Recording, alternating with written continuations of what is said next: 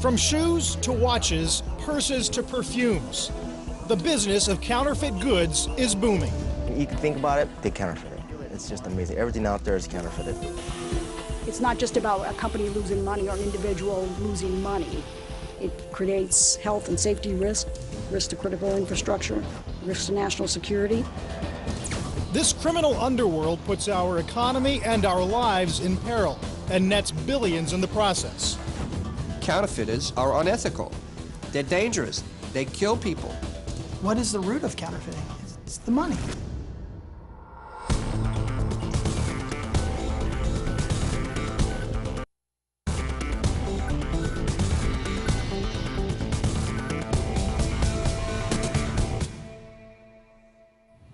Welcome to Port Newark, where 3 million shipping containers pass through the docks each year.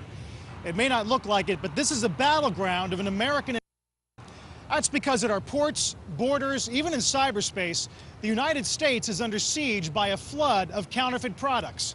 This underground industry robs businesses of $250 billion a year and costs U.S. workers roughly 750,000 jobs.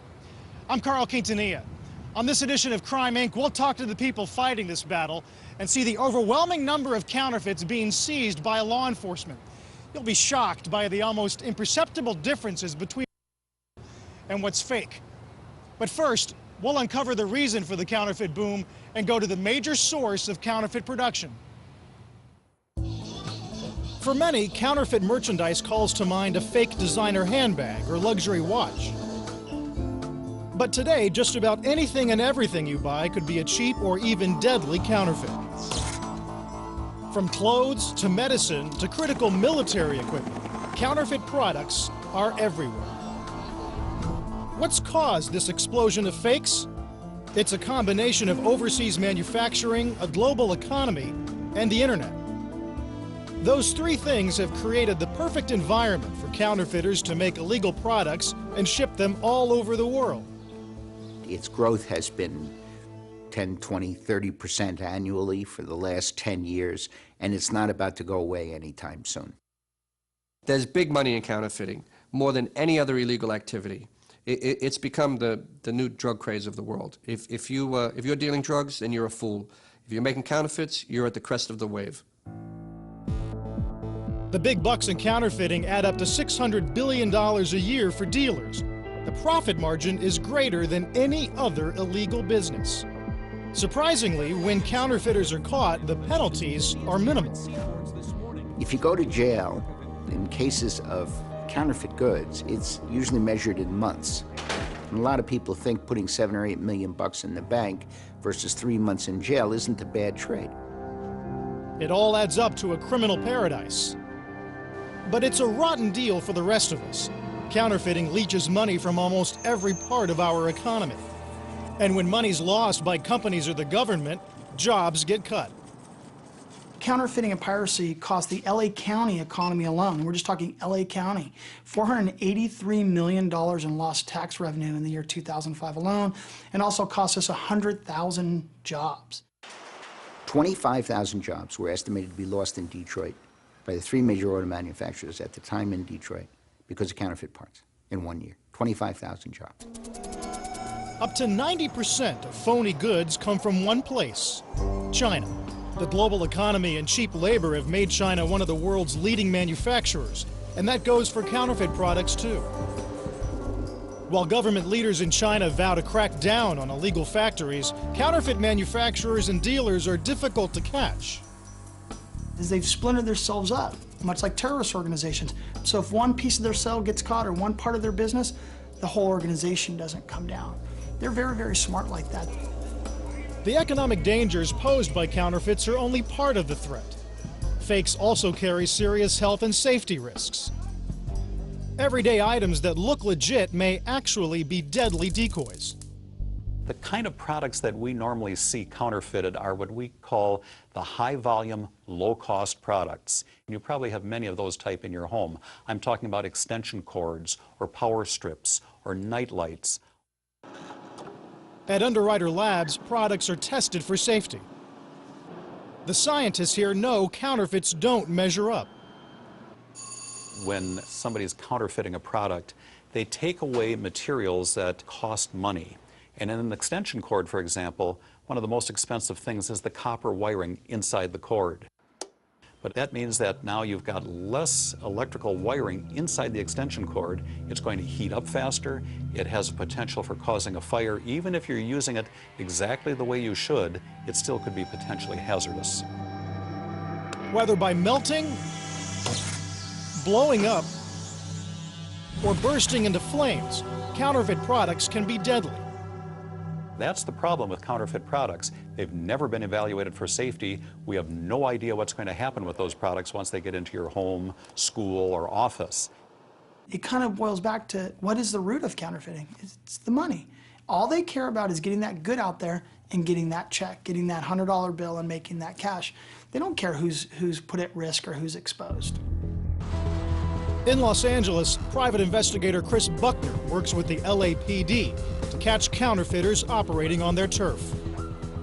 LA is kind of the place where all the connections are made for counterfeit goods for the western states. We have people coming in from Arizona, Nevada, Washington, Oregon, coming here actually to make their connections, get their counterfeit goods.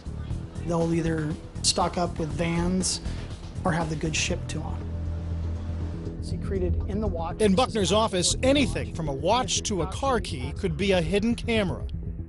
What we've done is we've outfitted this purse with a hidden camera. That way we can film all the activity that's taking place during an undercover transaction. It's very important to obtain videotape. We don't want these crimes to be a he said, she said type of crime. We want to be able to document what activity did or did not occur. That's why we try to videotape whenever possible. Buckner's been investigating a counterfeit operation in downtown LA for months. Today, the LAPD anti-piracy unit hopes to close the case. Officers suspect the counterfeiters hiding a large stash of luxury goods. They set up an undercover buy to catch him. Detective Rick Ishitani briefs the officers. The communication person's going to be Donnie Stout.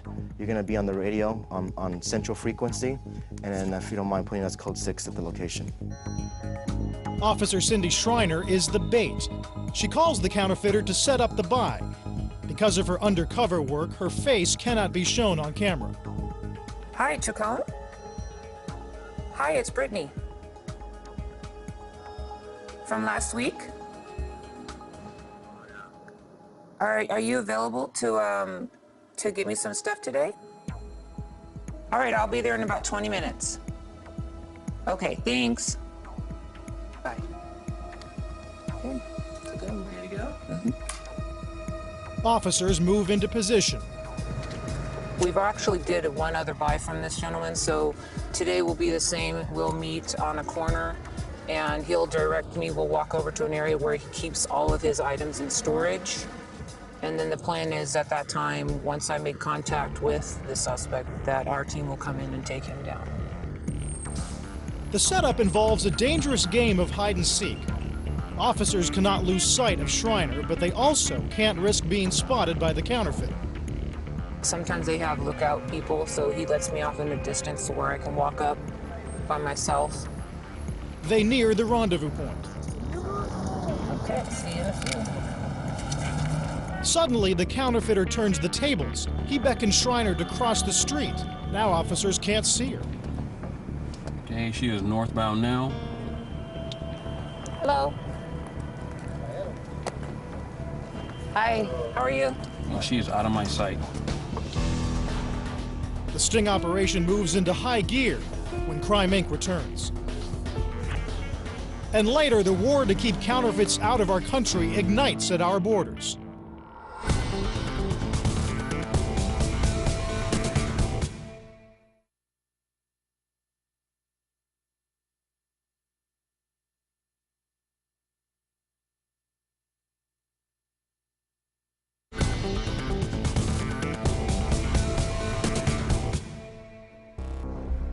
The LAPD anti-piracy unit is closing in on a counterfeit dealer in Los Angeles. The dealer has led undercover officer Cindy Schreiner into his storehouse. When members of the unit lose sight of Schreiner, they move in. The units be advised, there's a code for Let's go ahead and enter location and go to the storage. Within minutes, the suspect is in custody. They maintain Schreiner's cover and appear to detain her. Who's this? This is the one that was buying inside. Can you do me a favor? Put her to the side over there, and then... Come here. I'll talk to you for a second. I'm just buying purses, that's all. I have to get home to get my kids. Inside this storage unit, investigators uncover an impressive stash of counterfeits. You walk in, they got counterfeit Louis Vuitton purses. Let's see what this one is right here. Basically like Coach luggage. There's some Coach shoes up here. It's a moneymaker. I mean, this purse right here probably cost about $4 to $7 to make. And, you know, he's out here selling it for $35 to $40. So it's pretty good, pretty good. At this one location, the LAPD uncovers $200,000 worth of illegal goods. Based on earlier undercover work, they believe their suspect is just one player in a larger counterfeit operation. They're confident there's an even larger stash hidden in a different warehouse. While officers collect evidence at this location, Detective Ishitani heads to the warehouse. That's when the investigation suddenly tailspins. But as of right now, this is what we got. It's empty. These guys are like transients. They move around real fast. And once they have a feeling that something's going to happen or something's going down, or they felt fishy about the person that they brought up here, they clean it out. The first raid is a good start, but the team wanted more. We put in a lot of surveillance time and a lot of man hours into the investigation. And when we come up just this much, yeah, it's kind of sad. Very disappointing. The LAPD has little time to regroup. A second sting operation is set to go down in just a few hours. On the opposite coast, a different counterfeit strike is underway at this New Jersey port. Roughly 20 million shipping containers arrive at our borders each year. That's almost 60,000 containers a day. United States Customs and Border Protection is tasked with processing each one. In 2000, we seized about $47 million worth of counterfeit goods, pirated goods. In 2009, we seized $261 million worth, so that's a 475% increase. Officers use specialized trucks equipped with X-ray technology to sneak a peek into the cavernous shipping containers. You guys ready? Crime Inc. cameras are given a rare look inside their operation. Here's the first test of a shipment. Do the goods inside match the shipping manifest? What was the manifest, Ezra? It's stainless steel welding fittings. Okay, so this is. So far, this one checks out. Next, the officers scan the walls of the container looking for hidden compartments. All clear. But there's something suspicious about this shipment of rice cookers. These all look like rice cookers, all the way through. And then you come in right in the middle here, right in this red box. So we call our anomaly. This doesn't make sense to us, because this was just rice cookers, and then you see this very dense area, and these are not rice cookers. This cargo will be yanked from its route and inspected at a later time inside this Customs and Border Protection facility. Because of heightened security, we cannot reveal the location of the warehouse, but Crime Inc. is granted exclusive access as officers hand inspect suspicious imports. Guys, take a look at this over here. Looks like possible counterfeit. Yeah, it's Gucci. It's a stockpile of counterfeit Gucci bags. Next is a load of Time laundry detergent. It's a copy of the Procter & Gamble brand Tide. This is phony. Never know what's in it. Could be poisonous, environment-damaging chemicals. Never know. Counterfeit shoes are another familiar sight. Are these real Nikes? No, in fact, people pay a lot of money thinking they are, and they hurt their feet, hurt their kids' feet. In a couple of weeks, they fall apart. Counterfeits found at this facility move on to this way. Robert Perez, Director of Field Operations for CBP, walks me through the stacks of illegal shipments. Tell me how high these shelves are that we're looking at. These shelves go up about 2.5 to 3 stories. Not much prepares you for the size of this place when you walk in. It is quite impressive. I mean, we could actually fill about a 16-mile freight train. All the cargo we have here, what you're looking at is about just over $200 million worth of seized cargo here. Being confronted. And there are more facilities like this one across the United States. Do you ever walk through here and say to yourself, how do we stem this tide? If there's this much and this is just one facility, do you ever think that it's fighting an uphill battle? It is a challenge, and it's an unending challenge. But nevertheless, you walk through this warehouse, and I think you can't help but feel encouraged and impressed that there is a lot of good work going on throughout the country. And the counterfeits here take on almost any form imaginable.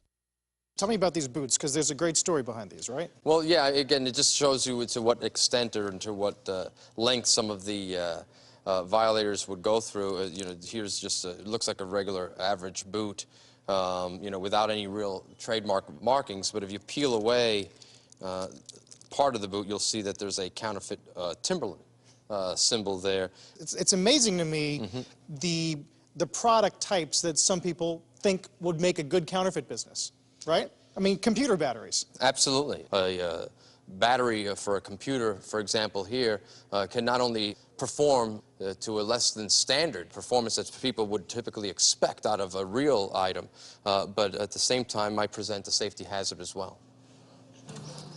Counterfeiters are always looking for new ways to sneak past inspectors. We're trying to catch them, and we get good at catching them one way, then they look for new ways to evade what we're doing. One way counterfeiters adapt is by sending smaller shipments by express carrier or mail. This helps their goods blend in with the millions of other packages that pass through our borders. It's impossible for us to go out and inspect all of that, nor would you want us to, because frankly it would bring the economy to a grinding halt. And so sometimes we don't get the right container or the right shipment and things get through. The internet is another tool that gives counterfeiters a 21st century way to do business. In cyberspace, counterfeiters can pose as legitimate retailers and access billions of people around the world. It's made the link between the consumer and the counterfeiter a much shorter path, and it's much more readily accessible now. Some shoppers know they're buying a counterfeit, maybe a cheap designer imposter. But sometimes counterfeits masquerade as legitimate products and wind up on store shelves. Both kinds cause serious economic damage and carry potential safety risks. There have been handbags that have tested very high for lead. What about children's toys that are made with a lead-based paint and shampoos with high levels of bacteria? You name it, all that stuff is out there. When Crime Inc. returns, we'll explore the counterfeits that threaten our national security. And later, we'll see one of the most lethal counterfeit products, counterfeit medicine.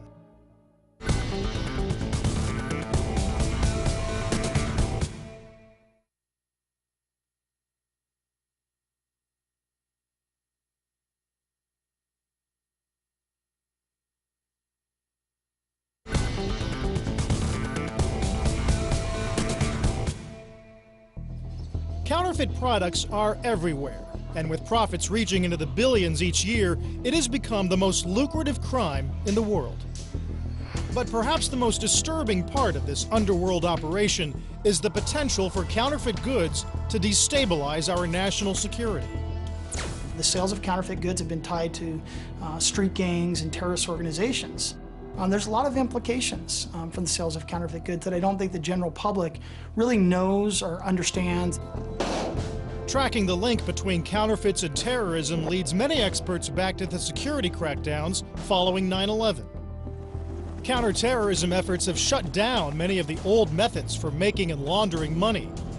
But it is now believed these security measures also push terrorists into the most profitable crime of all, counterfeiting.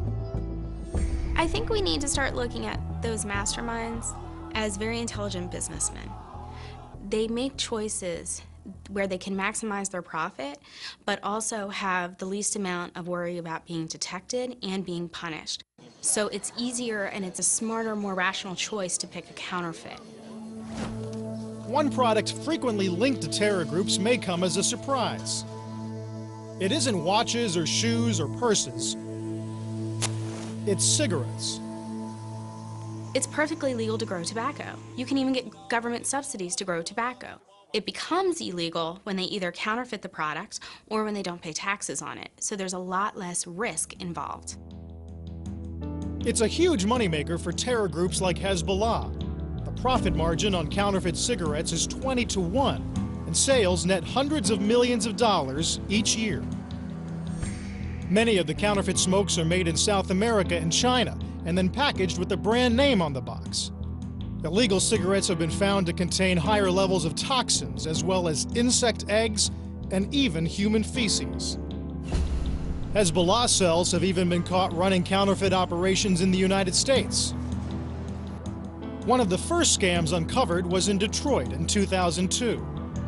Hezbollah members bought genuine cigarettes in North Carolina, where cigarette tax is low, then smuggled them to Michigan, where the tax is high.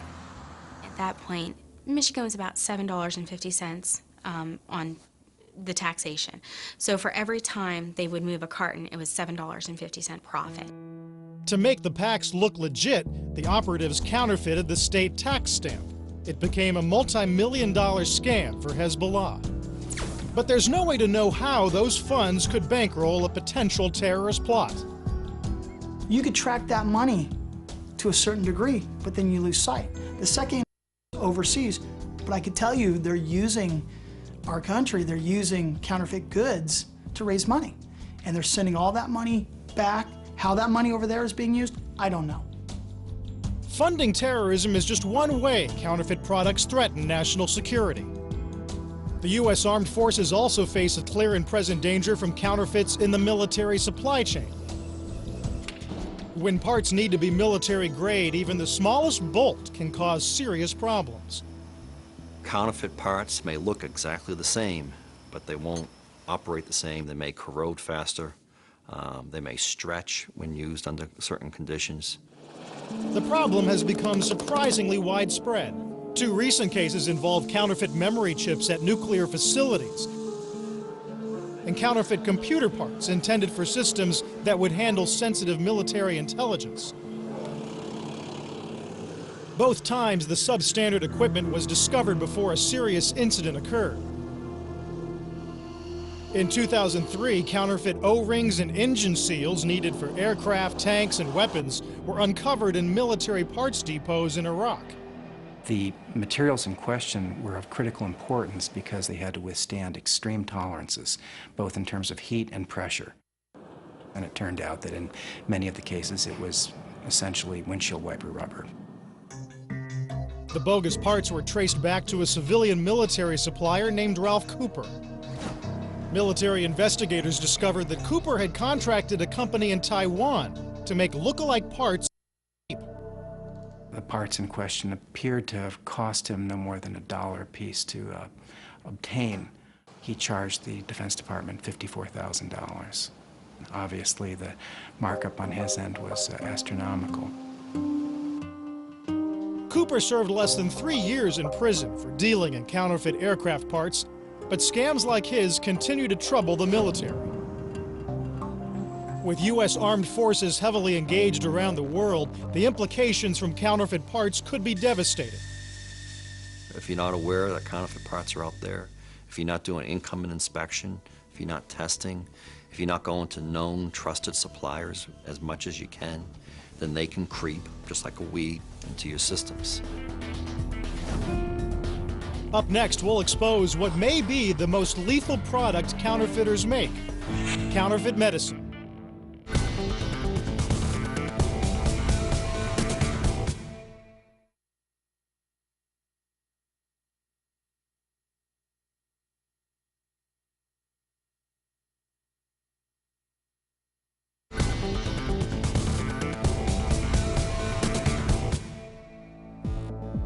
Counterfeit goods are bleeding billions from our economy and flooding the country with potentially dangerous products.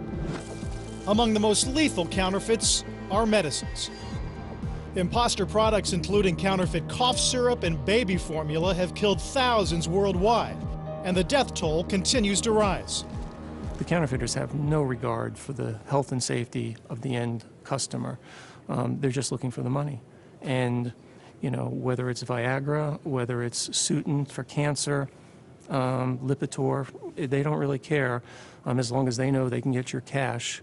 What happens to you after you take it is none of their regard. These are the case files stored at the Pfizer lab. In these boxes are records from thousands of counterfeit drug cases investigated by the pharmaceutical company. John Clark heads up the company's initiative to stop these crimes. Last year, global law enforcement seized over 11 million dosages of counterfeit Pfizer products. This year alone, counterfeit medicines will be a $75 billion industry. So when you talk about what drives a counterfeiter to get into counterfeit medicines, $75 billion worth of it out there floating around, that's what does it. When Pfizer scientists run tests on fake drugs, they uncover ingredients ranging from purely ineffective to lethal. This yellow tablet and its packaging look like a common antibiotic. But when it's broken down and analyzed in a spectral database, scientists discover it's actually boric acid, a poison used in insecticides. And when medicine is counterfeited, even pills without toxins can be fatal. Whether it's aspirin or a small amount of what we call API, authentic pharmaceutical ingredient, the better counterfeiters want a little of that in the medicine to give you the impression that the product you're buying from them is authentic and you'll be a repeat customer. They just as soon not kill the patient quickly. And that's what troubles us most, is the slow, quiet deaths that counterfeits can really be responsible for.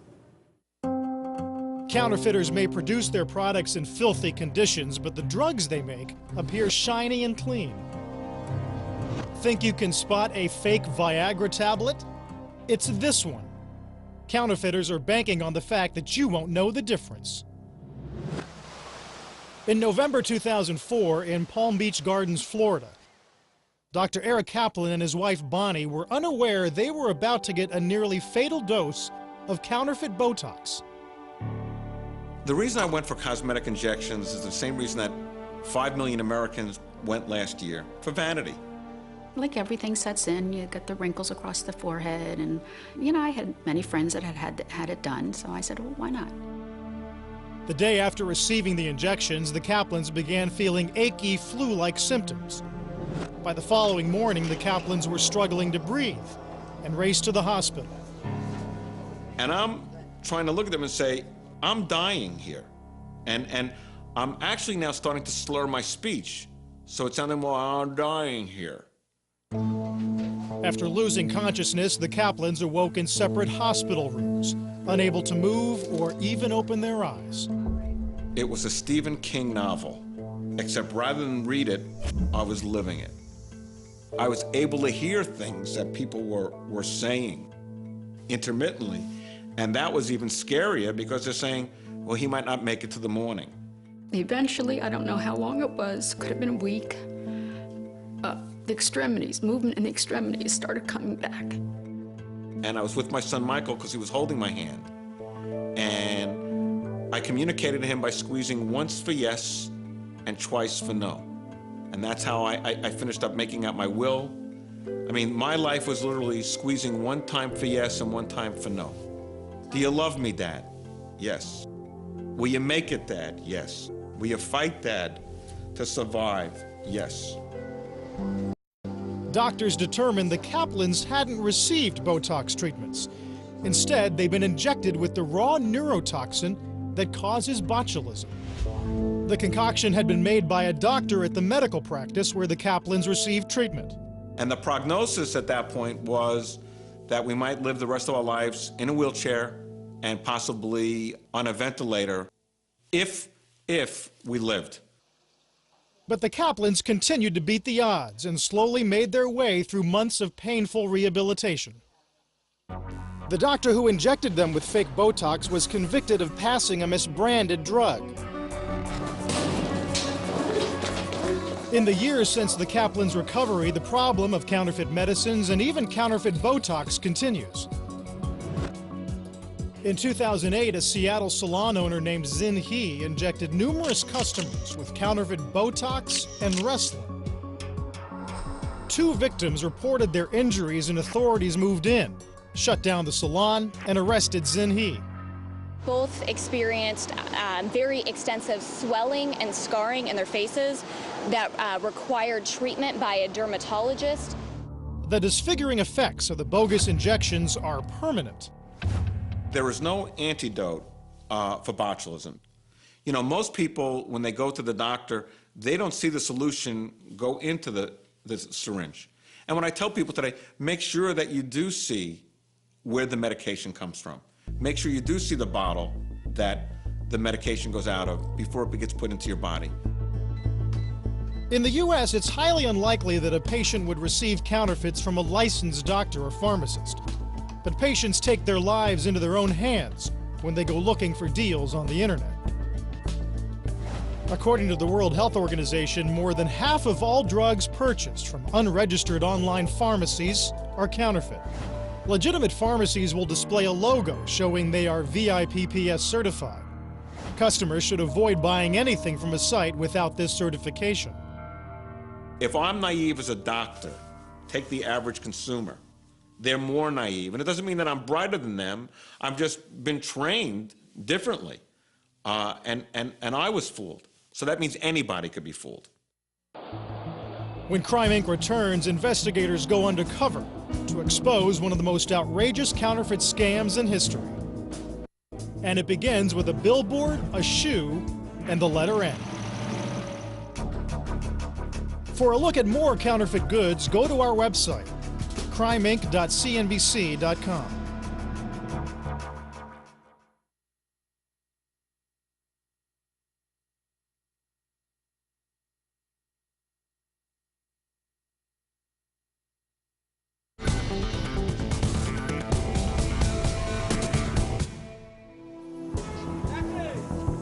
Private investigator Theodore Kavoris is a master of disguises.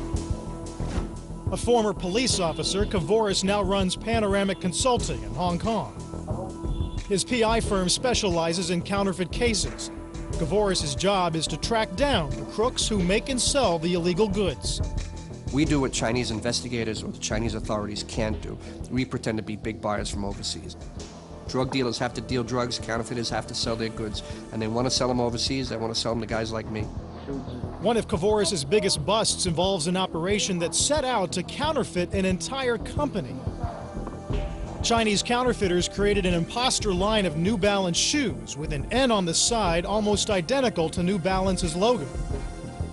They forged catalogs, boxes, bags, and even opened store franchises. They stopped short of naming their brand New Balance, but not by much. Their shoe was cleverly called New Barlin.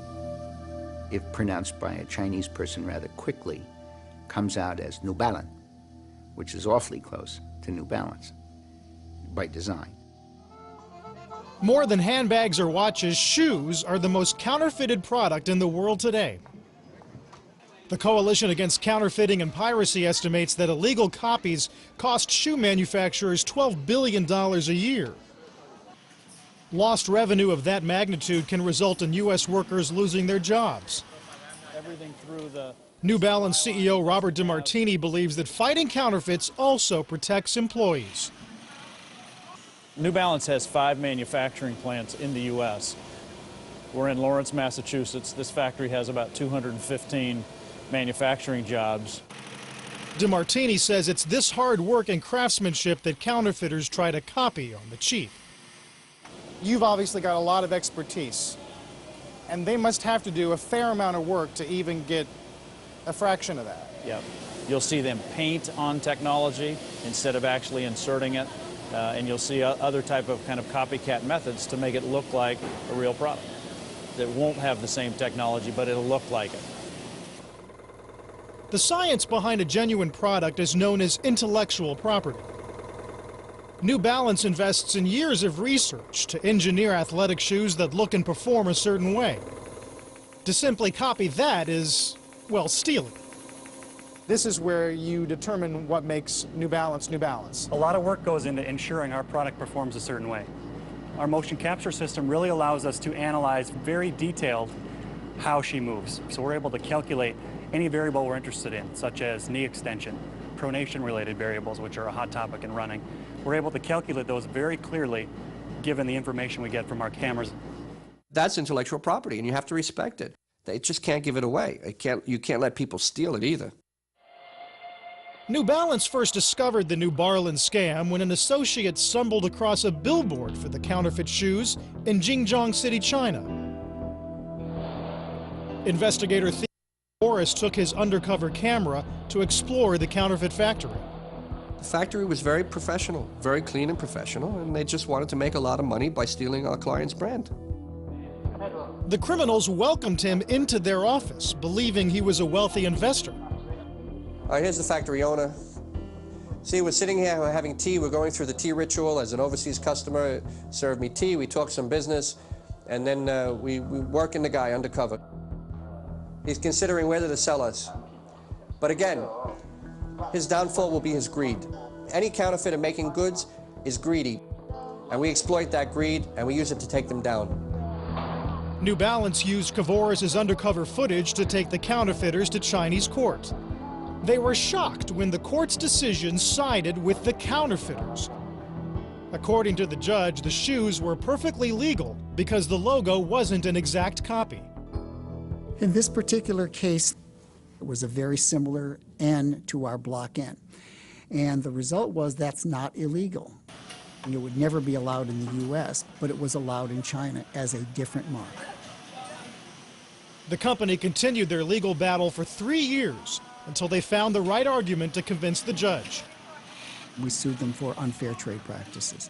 And that's what ultimately the court recognized, is they were competing unfairly with us. We were a well-known brand, and they were trying to mimic us and confuse consumers, and that's what the court got them on. There's a great lesson to be learned here, because New Balance was terrific. And a lot of companies in the United States start these things and don't see them through. And that's the single worst thing you can do. The net result, though, is New Balance went from being a very highly copied shoe to today, where the copies are negligible. Clearly meant to But just a few years after winning its case, New Balance already sees signs is back in business. We got a report from our distributor in China that they found a new Barlin type product in the marketplace. Notice that the logo is the same. The product is a little bit different in that they're not using the New Barlin name, they're using something called N-Pai, which in Chinese means N brand. The shoe company is going after the crooks once again. You know, we like to have a zero tolerance policy, and we spend over $2 million a year just enforcing our patents and trademarks. When you say zero tolerance, that means? It means we'll chase down everyone we can find and try to figure out where it's coming from and shut it off. So you're not afraid to lose? We're not afraid to lose. What we're afraid to do is not go after and protect those trademarks. And that's important that counterfeiters understand that, because they don't want to fight a battle. They wanted the quick hit, they want to make a profit on it and move on. If they know they're going to fight somebody, they'll pick a brand that maybe isn't quite so diligent. In Los Angeles, the LAPD anti-piracy unit is launching a new strike against a counterfeit operation. Detective Rick Ishitani is the bait for an undercover buy.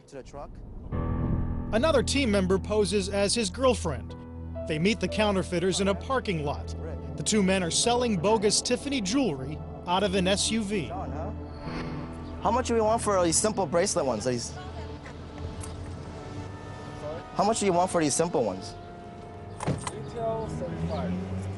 Okay. Ishitani will signal officers to take down the suspects by running his hand over his hair. Where'd you guys get this one from? Is it like from Mexico silver, or is it? No, they're all from China. Oh, okay. Okay. It says it's the best. No, it looks good. It looks good. There's the signal. Put your hands up. Put your hands up. Put your hands up. Hands up. Put your hands up. Police. Police officer, step out of the car. Put your hands up. Step right there. Step right there. Put your hands on top of your head. Top of your head. Top of your head.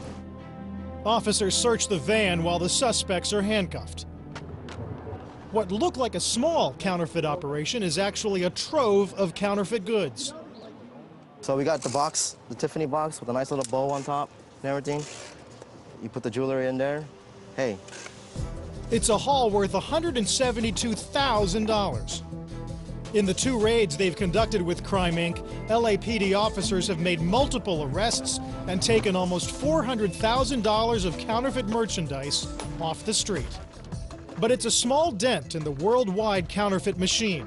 Detective Ishitani and investigator Chris Buckner know the counterfeiters they've taken down today will probably be back in operation soon.